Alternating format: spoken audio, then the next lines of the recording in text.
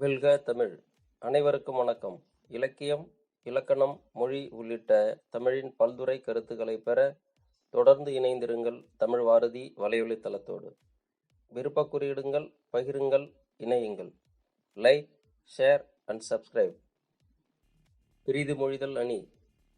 பிரிது மொழிதல் அணியைச் சான்றுடன் விளக்குக அப்படின்னு வினா வந்தாலோ, பீலிபை சாகாடும் அச்சிறும் அப்பொண்டம் சாலமிகுத்து பெயின் இக்குறளில் பயின்று வரும் அணியை விளக்குக அப்படின்னு வினா வந்தாலோ, 4 மதிப்பெண்ணில் வந்தால் அணி விளக்கம், சான்று, விளக்கம், அணி பொருத்தம் அப்படிங்கிற 4 தலைப்புகளையும் எழுதி விளக்கம் எழுதணும். அணி விளக்கம். உவமையை கூறி பொருளை பெற வைப்பது பிரிதி மொழிதல் அணியாகும். இதற்கு நுவலா நுவர்ச்சி, உள்ளுரை, உவமப்போலி, ஒட்டணி என்ற வேறு பெயர்களும் உண்டு. சான்று. பீலிபை சாகாடும் அச்சிறும் அப்பண்டம் சால மிகுத்து பெயின். விளக்கம்.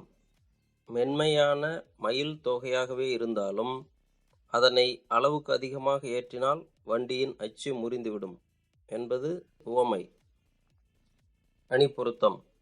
மேற்காணும் உவமையிலிருந்து எளியவர்களாகவே இருந்தாலும் பலர் ஒன்று கூடினால் வலியவரை வென்று விடுவார்கள் என்ற பொருள் பெறப்படுகிறது. எனவே இக்குறள் பிரிது மொழிதல் அணிக்குச் சான்றாயிற்று. இளைதாக முள்மரம் கொள்க கலைஞர் கைகொள்ளும் காழ்த்த விடத்து அப்படிங்கிற திருக்குறள்லையும் பிரிது மொழிதல் அணிதான் இடம்பெற்றிருக்கு. அதற்கான விளக்கம் அடுத்த காணொளியில் இடம்பெறும். விருப்ப குறியிடுங்கள், பகிருங்கள், இணையுங்கள்.